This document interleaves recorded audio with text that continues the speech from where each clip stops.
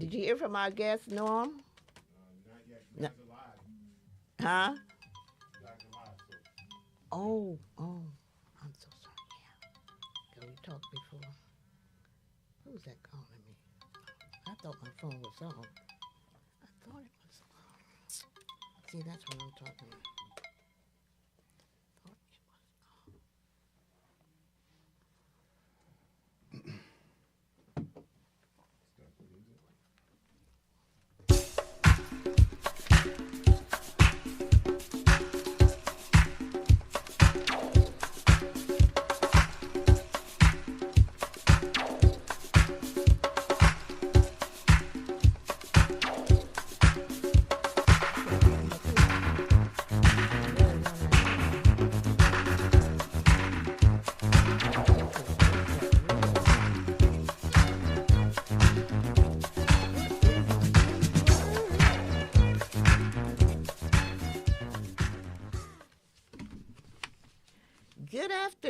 Good afternoon, my villagers.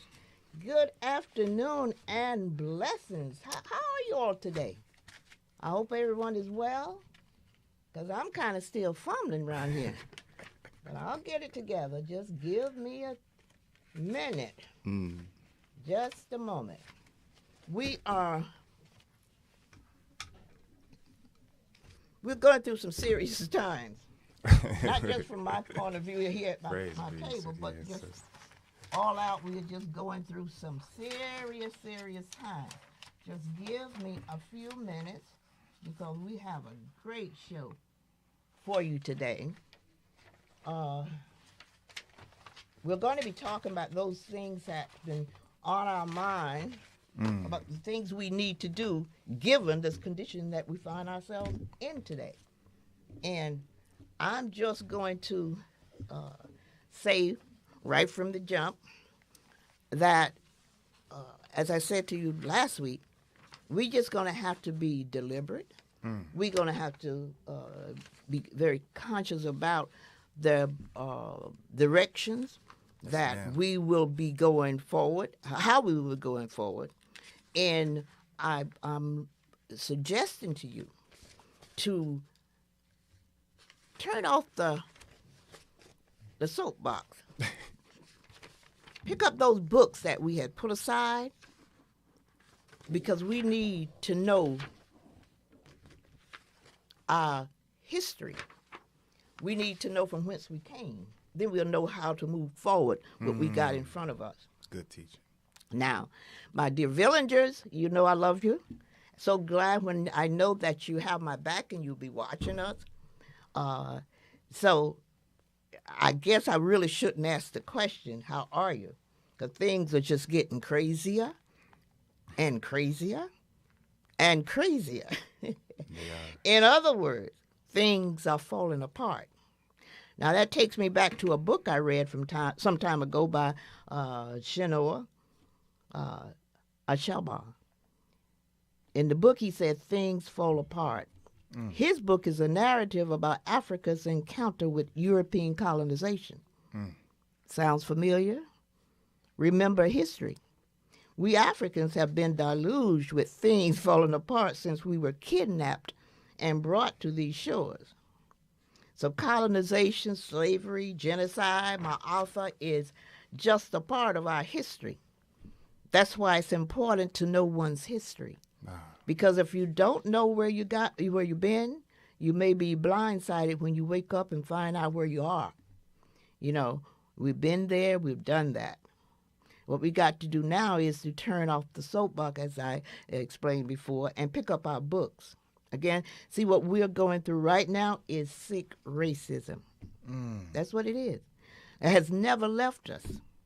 As the late tennis player Arthur Ashe said, you know, he was suffering with AIDS. But someone said, racism is more devastating than AIDS. Yeah. He said living with AIDS is easier than living with racism. See, racism is serious, y'all. Make no bones about it. This past Sunday, my pastor, Dr. Quick, from First Baptist Church of Lincoln Garden, Somerset, he brings us African history every Sunday. He showed an interview by the late poet and author Toni Morrison. You know, the sister who wrote, one of her books was like Bluest of Eyes or something to that effect. But she wrote a number of books. A great author. She was being interviewed by Charlie Rose. Now, you know, remember, some of you may not remember Charlie Rose, but he was a white commentator.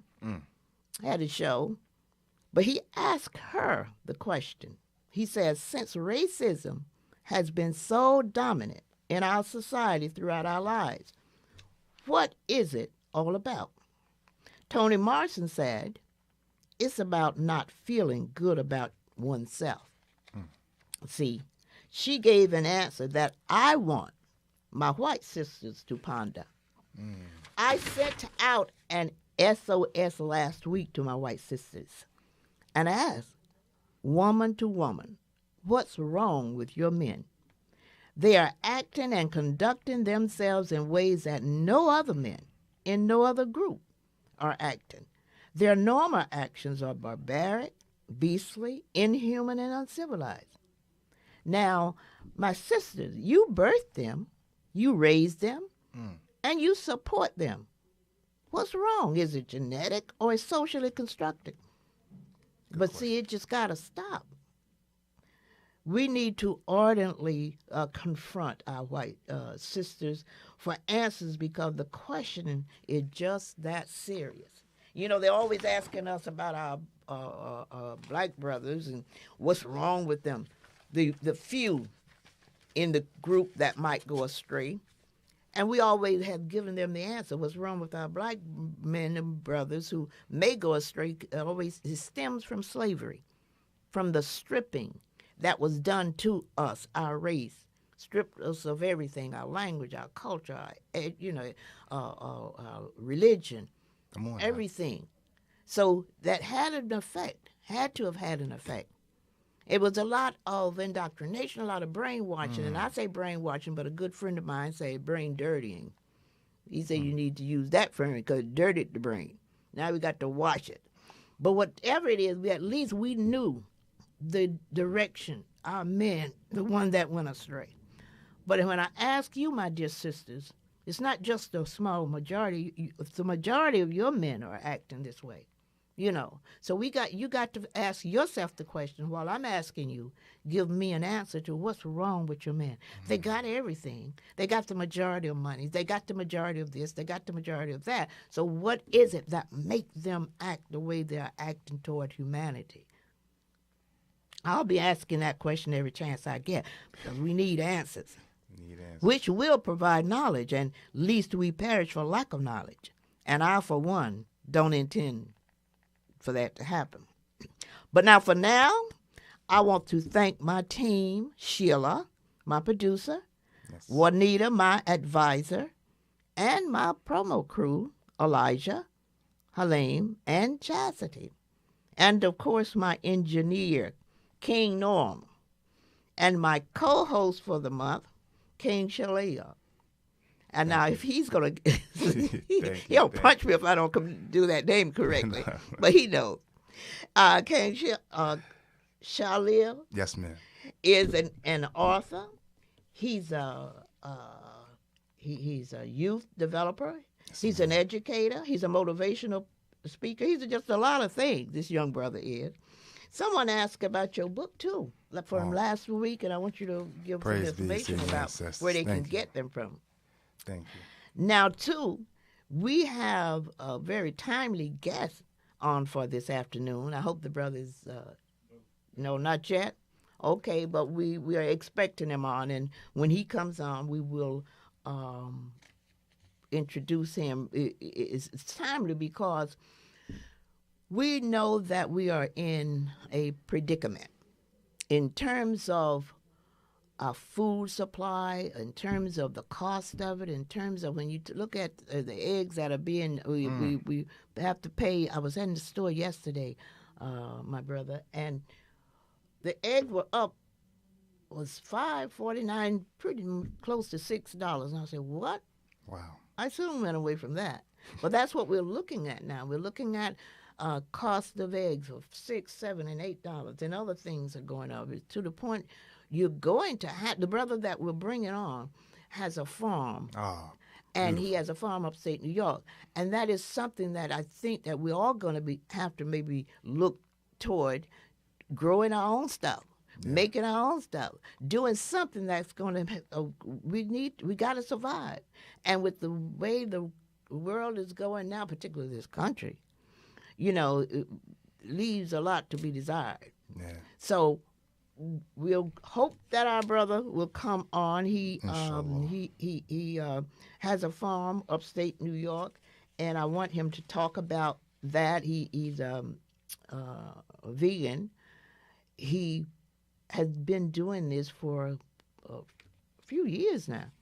So he's way ahead of the game. And as I said before, my pastor from First Baptist Church of Lincoln Garden in Somerset been talking to his congregation about buying farmland. I think it's a real great idea.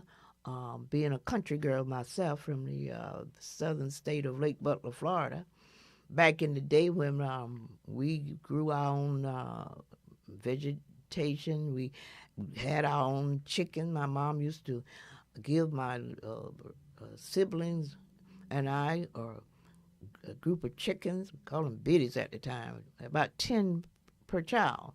And we would raise those little chicks, bring the eggs in, and certainly wouldn't be costing what they're costing now. I was looking at my backyard the other day, my brother, and I said, that looked pretty inviting. Might start a garden or two there, This is the first step. Just start. Yeah. But in the meantime, in between time, we're going to talk about you because you came on, this brother came on last week. I'm encouraging my people, my villager, to call each other kings and queen. I got the idea from the notion that when we were brought over here, because at the same time we are doing this podcast, we want to always think that we're sharing some information that maybe other folks have not thought about. If they have, they can pass it on. But when we came over here, you have to know that they brought the best of the best. And some of the best of the best was kings and queens and artisans and great mathematicians and the whole 9 yards, because they needed the best of the best to build this country that we finally ended up building. Yeah. So as a result of that, we know that some of those folks that were stolen and brought to the shores, the ones in the diaspora, were kings and queens. So I had suggested to my people, when you approach your people, regardless of who they are, where they are, you may not know them, but just imagine that these are the kings and queens. So that's when we decided we're going to approach each other that way. Queen Ruby, or King Chalil, or King Norm, because that's who we are. And until we understand that thoroughly in our guts, that we have been stripped. So who you see now, I've written 5 books. My 5th one was supposed to be Damaged Goods Made in America. Good title. Yeah, I changed it though. And my last book is Why Shouldn't I Cry? The 5th book that I wrote. Why Shouldn't I Cry? Ode to the Black Man, because I thought it was time that we give our black men the credit due them. But having said that, we got to know who we are, because many of us are negligent. Well, not negligent. I don't even like to use that word because it's not our fault. If we were stripped, something tells me that we must have been stripped of the knowledge that we had. Yes. So we got to that's got to be brought back to us. But to the extent that some of us don't really know who we are or whose we are, we kind of point fingers at each other when we see things go wrong. If something going wrong, I'll say, well, because you didn't do this or you didn't do that. Never think that there may be a reason or a cause. Because you have to first think, well, if we were as great, and I believe my history, if we were great as history tells me we were, the first this, the greatest mathematician, the greatest scientist, then something had to have happened in the process. Yeah, for sure. So that's why I make analogies. I usually try to make analogy between what we see and what we don't see. Yeah. Because, see, our people really are suffering from they don't look beyond the circumstances. Our circumstances look bleak. You know, we the least in this and we're the least in that, we're the least in that. And we say, well, but something should tell us, well, if that's the case and we were the best in all that, what happened? That's where we got to get back to. Now, when I talked with you last week, and I want you to share with us what some of the things that you're doing. I see we have our guest on, but I want you at some point to share because you're doing some great things, and particularly as a young man, it just it impressed me that you have been doing what we now are asking our people to do, given the situation we find ourselves in after the last election. Yeah. But it sounds like you've been doing that all along. You didn't have to wait for a crisis to come up. Now, but I'm going to, I see we have our guest here. Yes. And bless you. Thank you for. Peace to the brother, yes. You're right. Brothers Let me in the just building. say this. Let me just say where I left off. Here we are coming out. I guess today the young man happened to be my. Okay. Let's see where we're going.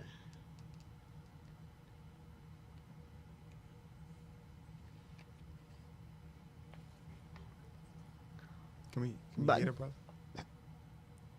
I want to just introduce him properly because, see, this is, as I said to you before, I call all my brothers not king. But good teacher. Oh, that's good teacher. But aside from him being king, I have to admit this is my nephew too.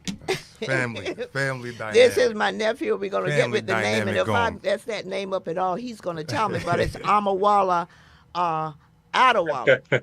Amawale. Oh, okay. That's all right. That's all right. I knew he'd correct me. I know he'd correct me. Peace to the brother. And as I said before, we have a timely guest on for this afternoon, a brother who is meeting the needs head on by providing resources and information that will help our community going forward. Of course, since health is an issue in our community, we're going to need to learn to grow those things that are healthy and affordable for us. Rumors are afloat that it might come down to wholesale backyard gardening and farms like my guest going to be talking about. We need that. Not that we have not had farms before. My niece, Laura Lynn, sent me this article where the Nation of Islam had owned farmland in Michigan since the 1940s. Praise the Nation of Islam goal is to increase food production. Now, it said, just a little history, in 1947, the Nation of Islam established a farm in White Cloud, Michigan. In 1968, the Nation of Islam purchased 1,000 acres of farmland in Case County, Michigan, right? Now, in 1970, the Nation of Islam owned 20,000 acres of farmland in Michigan. In 1994, the Nation of Islam bought 1,600 acres of land for farming operation, you know? So we have been doing things. Now, my guest today, this young brother, who happens to be my nephew, as I told you, is well ahead of this present crisis. He's been doing it for years. Oh, praise be. Yeah. He has a beautiful farm, and after my co-host reads his bio, we're going to ask some questions. First and foremost, I want to say shout out to Miss Ruby for having me, the whole staff that put this together, peace and Pan-Africanism. Shout out to my brother, Omawale. I said it right? Did I say my brother? Omawale. My brother, Omawale. Shout out to you. People get by with the Omawale, too. I want to get it right. I want to get my brother's name right, man. I'm inspired by your work. It says here, I'm reading this beautiful introduction to the brother from Crown Heights, Brooklyn in the house, father of 3. He farms with his wife at the Liberation Farm in Hudson Valley, New York. My brother's in Hudson Valley, New York. Let's see, man. His brother, what else my brother do is his introduction to food and agriculture began after he was diagnosed with hypertension at the age of 15. Wow, man, praise be to the ancestors. He co-founded the grassroots artists movement I like that. Is abbreviation GAME. Love it. With artists and activists in 2020, 2001, working on quality health care and artist rights. Wow. The GAME began its involvement in urban agriculture and gardens in 2006 in the Bronx. Shout out to the Bronx. My brother got the barrel thing going. Right. Got the barrel thing going. The Bronx. Yeah. I love it. It's reading this brother, man. It's giving me goosebumps, man. I'm ready to put the boots on and come get in the garden with the brother, man. Yeah. See it, man. Omawala writes books about food and agriculture for the Natural Farmer, the newspaper for the Northeast Organic Farming Association. Wow, you see the work. I know. This your I nephew? tell you. That's Oh him, all man, right. Been doing it too. His books are an introduction to veganism, and agriculture, globalism, and brother vegan. Shout out to the brother. The brother got it masterfully set up. This year, as a result of the farmer bill passage, being delayed by 14 months. Oh wow. And black farmland continued to decline to less than 1%. That's less than 1%. Yeah. Farmland. We had it all. The Liberation Farm met with lawmakers on Chapel Hill, D.C. Yeah, Chapel Hill, brothers in Chapel Hill. They ain't rushed the building this time, huh? Chapel Hill, D.C. in February. This March, in partnership with Black Farmers United, NYS, Omawale will provide a historical analysis of black farmland equality. That's not equity under U.S. colonialism 1815-2025. Yeah. Ladies and gentlemen, this man needs no introduction. Well, man. let me tell you about This man needs no introduction. Yeah, that's man. my nephew, as I said before, quite a young man, Amawala. Since this is Black History Awareness, you notice I didn't say Black History Month. Because, see, we're going to be recognizing Black history every day, all day, as my pastor would say. Now, Amawala, before we get any further, enlighten us with the name. You know, I see it didn't come from the plantation. right. Okay. So thank you very much. I appreciate you both. Thank you, Auntie Ruby. I appreciate you for having me. So now my name is Omawale Adewale. Omawale comes from Yoruba, and Omawale means the son is returned or come home. And so I received the name actually when I went back home in 2005. Adewale also means the crown has returned. So that's where you get the Wale, the returning. And so when it's, in terms of the crown being, returned, the son coming back home, I took that as, respect, giving that to me, being on the continent, was just huge for me. It being also my first time, reaching, Africa, especially West Africa. So, and it was beautiful, incredible, experience. And so I definitely remember, having some, before I even went, Auntie, I had, reading, some of your books. Okay. Before like actually, right being on the continent. Sometimes your relatives don't even read your book. But in addition, I've read, other books as well. So when I got to the continent, I had, an appreciation for it, already. And then when I got there, and I think one of the biggest things, for me, it doesn't have for everybody. But when I returned back to the continent, it was incredible for me. It was an incredible experience. I had a wonderful time, and I left with a name. And that's probably one of the biggest things, for me. And I knew, what work to do. I was doing the work at that time, and so it was also the continent telling me to continue, doing, that work. What part of the continent did you go And so to? thank you. What Yeah, part of the continent? what other continents? What? What other places on the continent? Yeah. What? Uh huh. Benin. What country did you go to in Africa? Oh, Lagos, Nigeria. Oh, okay. Nigeria. Shout Uh out to huh. Lagos, Nigeria. Yeah. Yeah. Yeah. Excellent. I just So learned it was beautiful recently. to go. Hmm. I just learned recently that that's part of our lineage. My pastor got this ancestor person in so we could learn from whence we came. And I just recently learned, I'm going to be talking about it as we go along, not today, but later, that my paternal parent is from the Nigerian area. My maternal parent are from Cameroon. So it's just good to know, the connection that where you came from. So that's excellent. So you were in Nigeria. So do you intend to go back to Africa anytime soon? I do. It's been a very long time. Although I keep in touch, with folks there. Mm-hmm. That's our family. Yeah.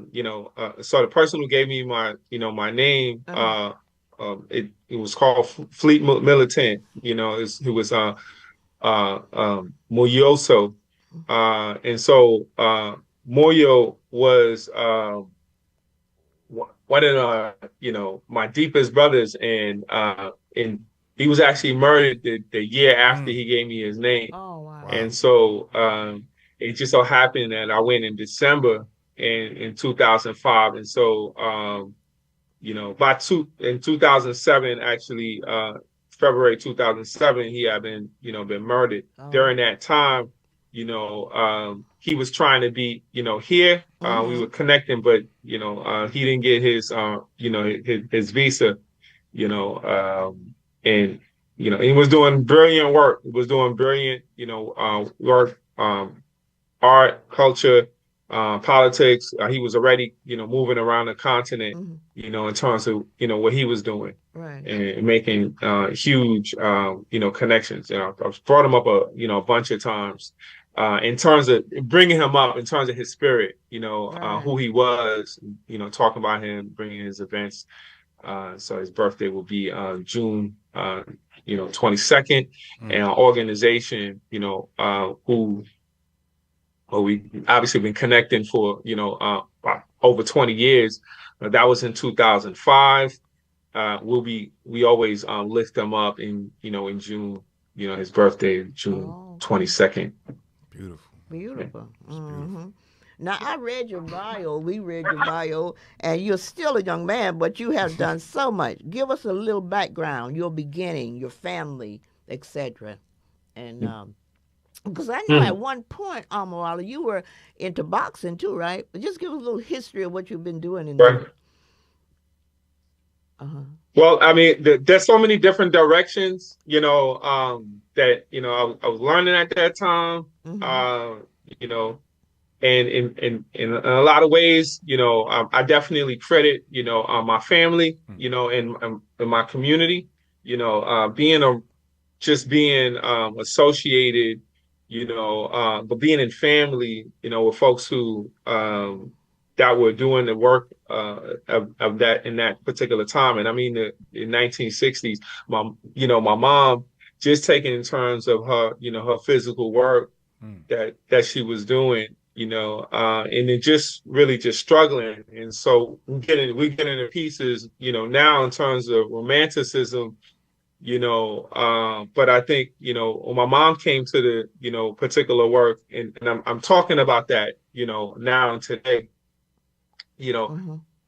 because I'm talking about more about what is community organizing, what is politics, what do we tell people, to do, right now, Right, exactly. and we're talking about being an organization. And so this is kind of like, my beginning, into consciousness. It's not the beginning of me going into organization. My mom gives me consciousness. And so that consciousness is so important, right? But then it also has to be nurtured in organization. So I would say by the time around, my mom pretty much brought me into, political life around 6 or 7. I can really I remember, handing out, flyers and, but these were like, political campaigns. Yeah. And so handing out, flyers, is an expression. It's also a practice of civics, right? And so this is how we participate in politics when we don't get elected. Right. We're supposed to, when we have issues out in the world, in the community, locally, talk about it, go into particular, space and meet. And so this is what I was, doing. I would visit community boards. So you visit the community boards, but in the community, you're giving out information. Yeah. And the information could be anything. Really, this is part of, civics in our community. And we do it now. And we say, well, Something why are we that doing they it? eliminated civic like, in what's the classroom. protesting? Mm-hmm. Yeah, they've eliminated. But it's super important. And so this is what I was doing with, I start with the organizing early, probably about 2000, joining Huru movement. And Huru means Huru, spelled Uhuru, means freedom. And I say that for folks who might not be familiar, but some folks probably know that. And so the Huru movement, had a chapter in New York City, and I found out through M1 of Dead Prez.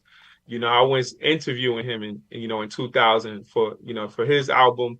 I didn't know that it would become my favorite album, and they would be like my best group, but also I know them, And what like group good is friends. that? And so so it brings me into so that kind of brought me into political organization. What it actually brought me into political organization. And so that's different than consciousness, which a lot of us, we can get consciousness from books, we can get consciousness from speeches and things of that nature. But the work that we do, the physical work in building, like, that's beyond consciousness. That's beyond theory. That's beyond, agitation. That's beyond inspiration and motivation. That's action. Once we put the boots to the ground, like my brother has said, once you put the boots to the ground, now you actually, doing the particular work that you theorize. Right. This is now the practice. So the work that we theorize is all in the books and the texts, and I read Malcolm X, and you know what I'm saying, the things that we read, and so on and so. But once you get past that, that analysis, and you got that understanding, it's like reading about fighting. But once you actually get in and actually train yourself a little bit, then you're making more progress. You're still making progress when you're learning, but you're still in this stagnant space and haven't really connected it yet. So at that point, I hadn't really connected it to things. So even if I've been out in the community and I've been doing one here and there, there's no contiguous plan. If it's not a continuous plan, then it's problematic. So anyway, and it doesn't really connect to anything in any kind of change. To do it. It's almost like, it's like taking a shower, you know what I mean? Once a week or something. That's why folks try to take a shower once a week, you know what I mean? But it's not to, to say this about folks, but it's to be like, you probably want to take one regularly.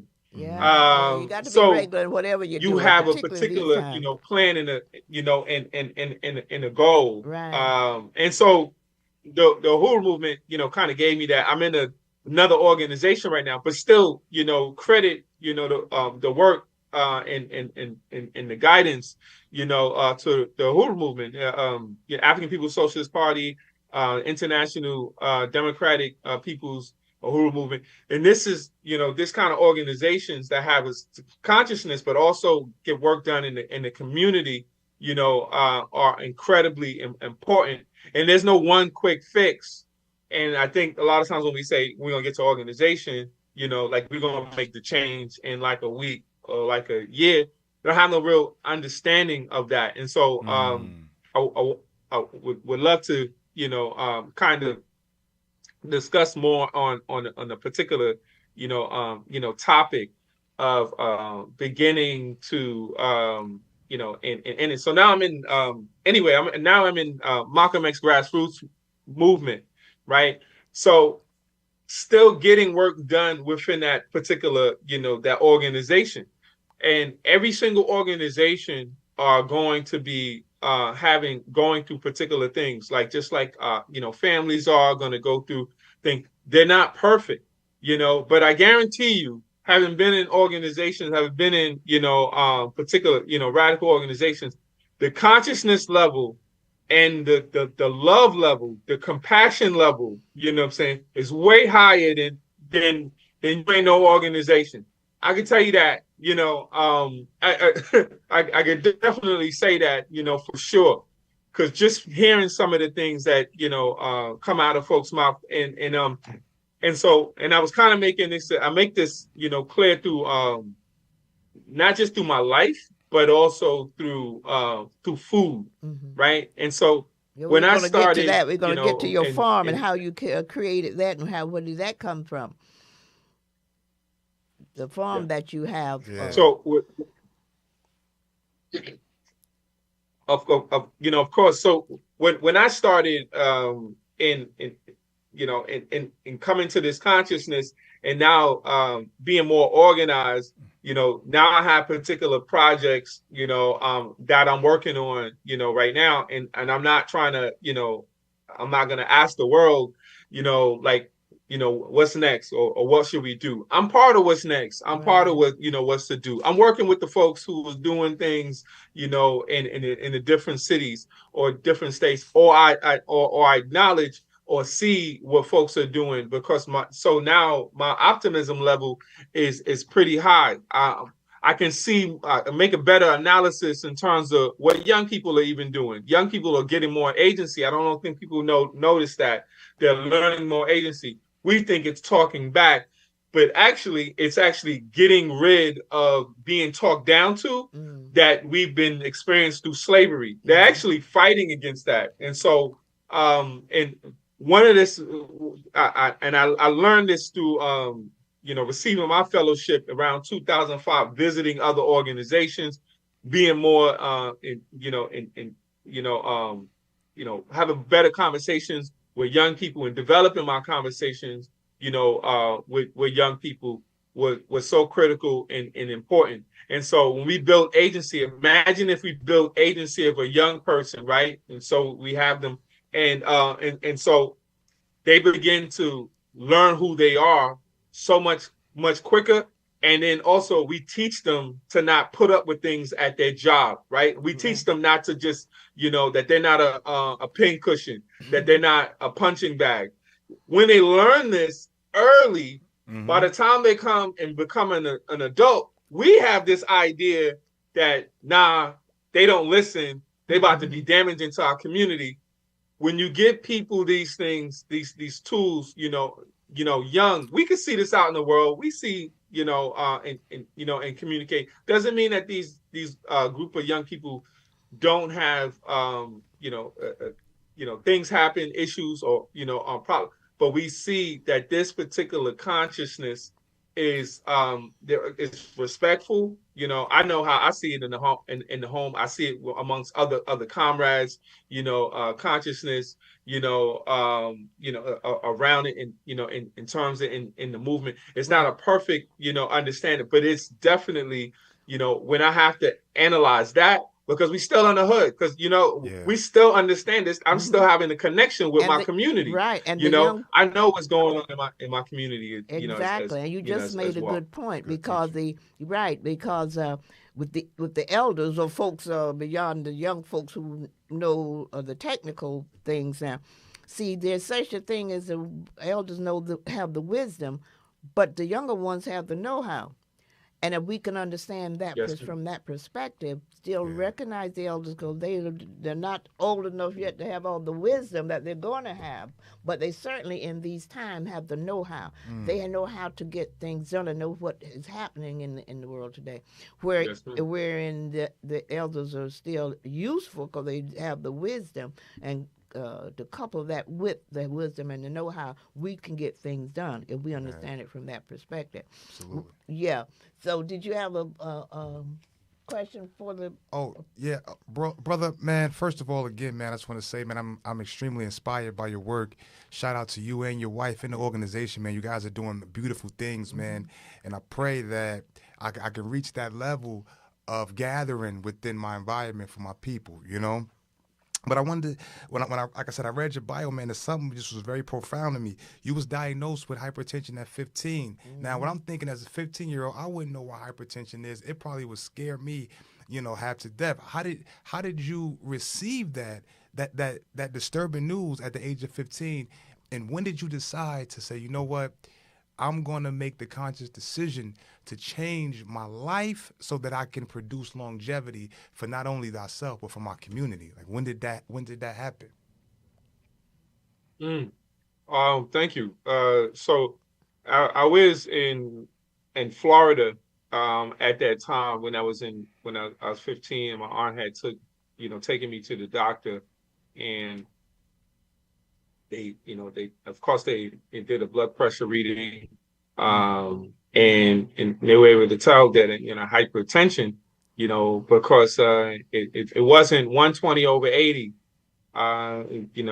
and at some points, sometimes my blood pressure will get to much higher than that, like 160, over 100. Okay. And that's very, very high. And so I knew I had to do something, incredible. So whoever communicated that to me, and whoever communicated, how serious hypertension was, to me, at that time, I'm 15, and I'm just thinking, I'm super healthy, Yeah. I'm playing basketball, I can do fitness, no problems. Whoever communicated that to me, that I was in fact, not as healthy, was super valuable and helpful. I have to definitely, thank my, my aunt at that time, as well, Aunt Renee, for taking me and then also knowing at that particular time and learning. And so it shook me, right? And then I think it was that day when I learned, or that week, I immediately, stopped doing meat, Okay. just like that. So just having a conversation. And sometimes you have a conversation, you just get it flowing. Yeah. And I spoke to my brother, and and I remember him also, bringing that up, and I said, let me go try it. And then, and I really, it really was more, it was health involved. And then not too long after that, I started, believing that it was also for animals, which is, in fact, might have helped a little bit, but I was still consuming, dairy, and also eggs at that particular time. And so what people might call, a lacto-ovo, vegetarian, and there's, different, debates about, you should be this and you should be that. People have these conversations, but they never have it in context. So for me, I'm at 15. What you telling me? You know what I mean? That's if I hear some 15-year-old comes to me and say, hey, I'm going to drop meat, man, you're incredible. Yeah. That's what you want to, tell people. Yeah. Like, you drop meat. But sometimes you got vegans who are like, well, you could just drop the dairy and the eggs. And it's like, that's why we don't come to our people like this. And we come to them with, with a certain amount of, grace. We come with them with more information. I had no information back then. Yeah. I didn't have the good information. I didn't have even mentorship, at that particular point. So what I was doing was like, I was trying to eat more greens, and I was eating, greens out of the can. Oh, okay. I'm just going to eat greens out of the can, which is, Yeah. they're not the healthiest. Yeah. Might be better than having no greens, Mm. and people don't think about it like that. Like, if you're not having, enough greens, and now you're thinking about more greens, it's probably a good thing, that you're eating more greens, even though they're in the can. With more mentorship, I would have understood, okay, I don't want to have the greens in the can, at all. And I want to, anything that I'm getting out of the can, I want to make sure I rinse them. I teach that now. But you see, there's a process of learning and then educating folks, especially when you go through the particular issue, you are likely to be more inclined. So that's why, being Black, I know what a lot of my community is going through in terms of, the health issues, because I'm going through those issues myself, or gone through a lot of those issues, myself. And then now I'm at a particular stage where I have this, this wealth of knowledge and information through growing through the process, through speaking about it, educating, the folks, and writing about it. I want to put it into practice, right. And we're talking a lot about Fannie Lou Hamer, Liberation Farm is, and especially, during Women's Health, Women's Month. And as soon as she got information at 45, when she came to political life from 45, she just kept making history. She just got involved in and this is Women's History Month. I'm glad you brought that up. The Women's History Month, so we got to recognize our women. Yes, sir. Got to recognize the queens. Yeah. Now, I don't want to interrupt you, but I want you to tell us about your farm. Because that was so interesting to me, how it was developed and how what you're doing, and tell me about the books that you wrote about it. I see where you say you speak to some newspapers. You keep them informed as to what you're doing. So give us it's beautiful, man. About your farm. Okay. So so what we're doing on the farm, and what's the name of it? Hugely exciting. Let me be honest with you. Like, every single day, we're doing something that has to do with the farm. And what we're doing right now is we're building essentially, space for, folks to have food, but also for space where people can learn, can train, right? Mm-hmm. We want a space where people can heal. So we have a unapologetically, Black space. Yes, sir. So this is just like this show. Right. So it's an unapologetically Black space, right? Uh-huh. And I talk about an unapologetically Black framework as well in Introduction to Veganism and Agricultural Globalism in the second edition. This one came out 2022. So when we're talking about that and we're going through that, then that means by any means necessary, we have to make sure our people understand what to do on the ground. You need to know how to farm food. You need to understand, things that, why, what are the three sisters, in terms of, corn, squash, and beans. Mm. When you understand those connections, you know how to mitigate, in terms of, enemies, I call them, anything that's going to be attacking your food, in terms of the, enemies that are naturally present in agriculture, through, bacteria, through certain, animals that get into and destroy your plants as well. So we try to give people that understanding, and then also the nutrients that you could get from these foods, whether we're talking about, collards, talking about beets, and talking about the potassium, or just talking about the beginning in terms of, growth, so there's a wide understanding. So, but the most critical thing that we do, is create space. Right. I won't say it's the most important thing, because sometimes it's just the education. But we bring people to the space, they understand, they get to learn how to do outdoor camping, how to camp, outdoors, but also how do they actually farm, how to farm and actually grow food, for your family. A lot of people feel like they don't have enough time. And so now, we're more into like trying to help people understand how to crop plan. These are things that we learned like maybe just a few years ago. These are some of the things that that we teach and and we learned. Maybe that 20 years ago. In terms of when we had it in in possession. Yeah. The point is that we put it in a particular space that is a black space. And so now, what's the importance of having, a black space? Right now, we on land, a farmland. I'm talking about, black people in general. We're on less than 1% of the farmland. Right. Owning less than 1% of the farmland. That is not by accident.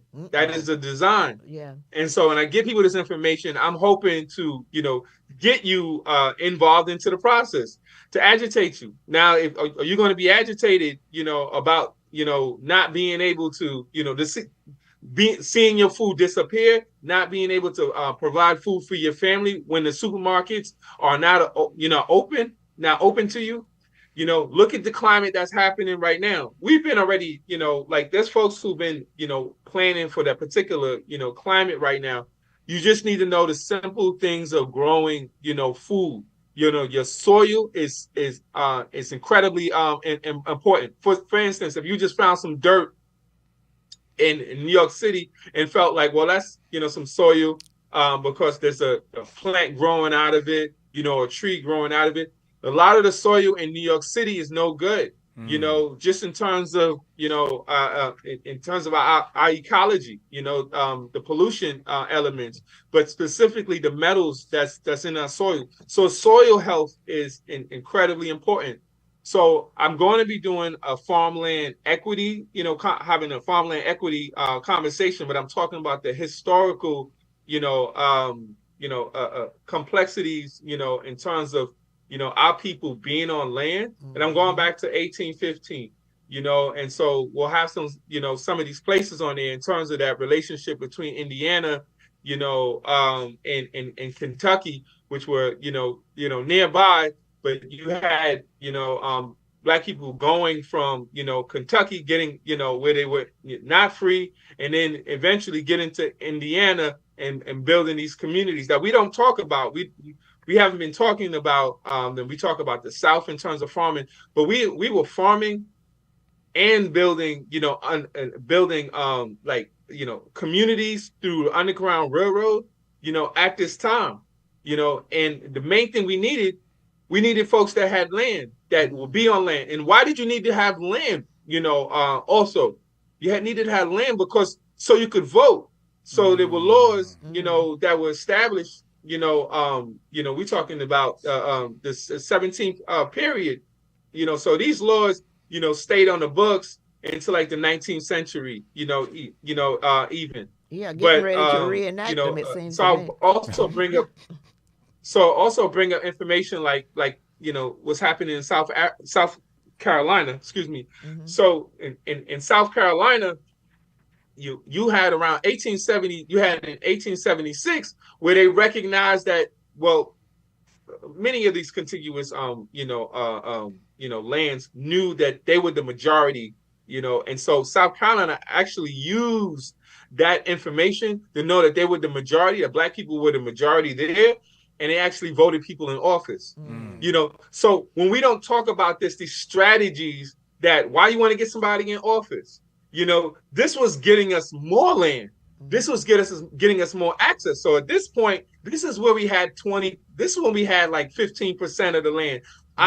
The land matched our population. Right. Our land. So now we have, today, after 1876. So imagine that's 1876. Now, and now you have 1% of land where it doesn't match your population. I want to help folks understand, like, how do we get to that process? Right. How do we get to that process? What were the strategies that are being used against us, and what are the strategies that is continuously being used against us? Because whenever every opportunity that we're not on land, and they're pushing black farmers off land, because farmers, we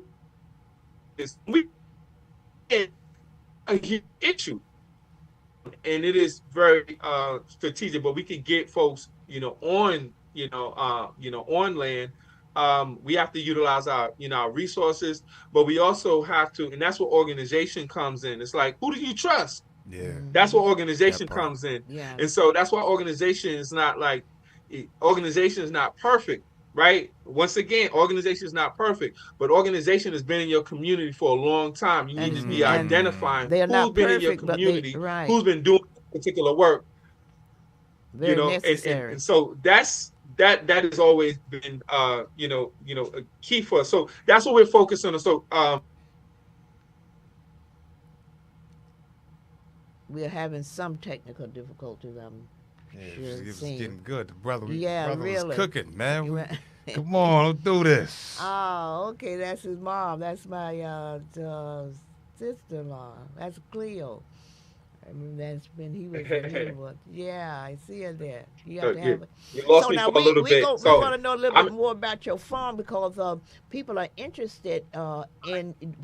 I noticed that I have seen somewhere on Facebook where you have activities around the farm. Mm. Tell us about that. What you and your wife do about that? So my wife is actually right now going with another sister, and they're walking around the property. And so they're walking around the property right now because we have a summer camp that's coming up, Mm. and that summer camp is going to be starting late June, Mm-hmm. and that's going to be June 28th to June 28th. That's when we start, and we Mm-hmm. go to the end of about the end of July. This information is also on our website at Liberation Farm org. And so we're, essentially, designating where we're going to be planting as well. And so the season is kind of the season doesn't really start right now. It starts more than a month from now, Mm-hmm. but you'll find that farmers will be starting right now who don't have the climate, and thinking about like, what to do. You're also going to start, always going to start, way before. And so we're talking about different activities that people will be coming to the farm to learn about. Mm-hmm. People will be coming to learn about, how do I grow food, if I have just a small apartment, Mm. and what is the significance, and getting food. You might be able to, in sense, belong to a garden in your community. We can help you connect with, other gardeners, that are in your area. So we're mostly, focused on Hudson Valley, but also through New York City. That's a long stretch. We're actually about 2 hours, less than 2 hours, from New York City. That's our main, I would say, our main focus, or main target, is our community there as we address, environmental, racism. What is environmental racism, or what does that look like? That's when a community comes in, or a group, we'll say it was white people, right? And so, and they'll basically, will put all these billboards in your community, or they'll put these fast food restaurants. This is environmental racism too, because it don't benefit you. The stuff Mm-hmm. that's in your community. If you think about it like that, then you would want only things in your community that are beneficial to Right. you. Mm-hmm. Like for instance, when we take, when we have 70 to 90% lactose. We are 70 to 90% lactose intolerant, our community, but also indigenous peoples as well, Asians as well. Only white people, have a very low, lactose level. And so, in terms of tolerance level. And for our community, who's the majority? So you say New York City, right? And you're Mm-hmm. gonna find this in all of the cities throughout America, where milk is gonna be on the table. Milk is gonna be on. Think about that. It happened, Kate. The, I mean, if different species designed to grow to 800 I pounds. think we're having a little problem here, so Why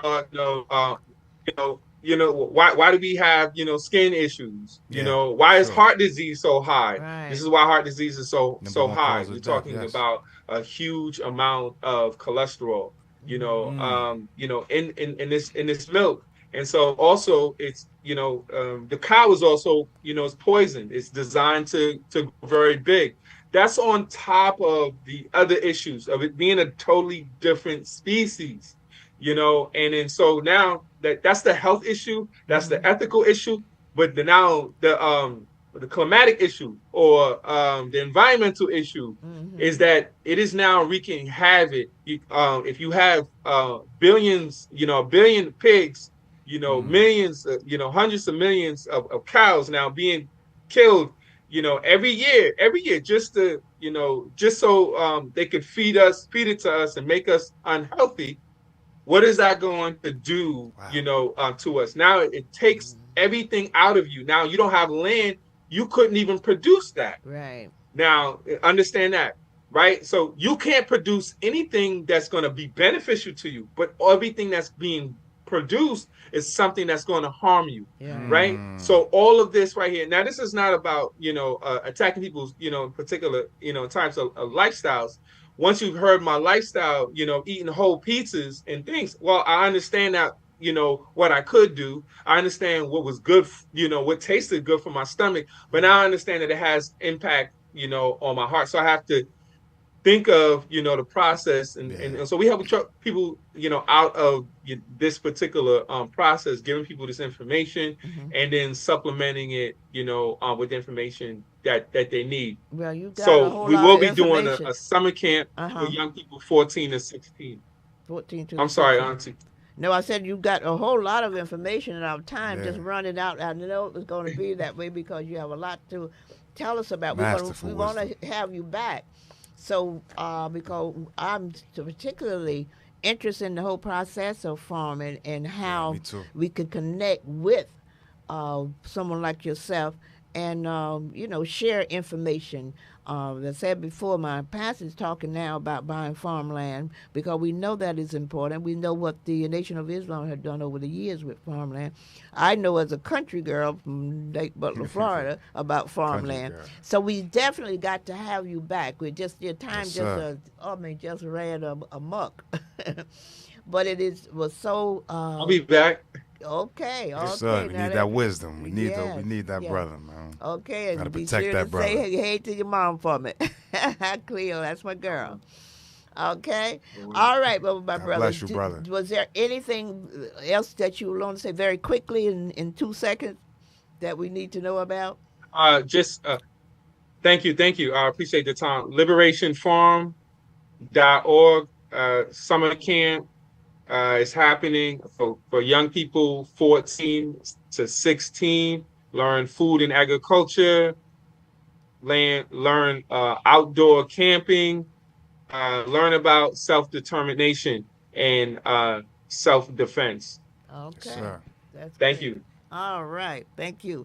And I thank you, my co-host. That was a pleasure having you here. Yes, ma'am. We'll do this again Absolutely. next week. Okay. Inshallah, absolutely. And Norm, thank you for keeping us real here. That's my engineer. He just does it so well. Shout out to my big brother Norm, holding Yes, it down. yes. Yes, sir. Okay. And for you, my villagers, you just keep doing what you're doing. We didn't get a chance to call you out today. But next week, I always like to call your name. I know you're watching, so just keep on. Let us know that you're watching us, and we appreciate it. And just encourage us. Okay, I can call a few. It says right here, yeah, because Terry Benjamin. Okay, I'm watching Queen and King. He said, Janice. Appreciate that. What is it? Heiser. Oh, Janice. Okay. Lloyd Shiver's my son now. That's Kia. You're watching. Tony. Ann Chester. That's your aunt. You're watching. Rashida. Ann Chester. Keep up the good work and blessing people with wholesale and nutrition. Lorraine Varner good from teacher. I'm watching. Okay, Lorraine. Thank you. And Shout out, just, Sister Lorraine. Yeah, just keep watching you all. I tell you, it's encouraging for us that we're bringing you information that is necessary and needed. Thank you, and God bless you all. We'll see you next week.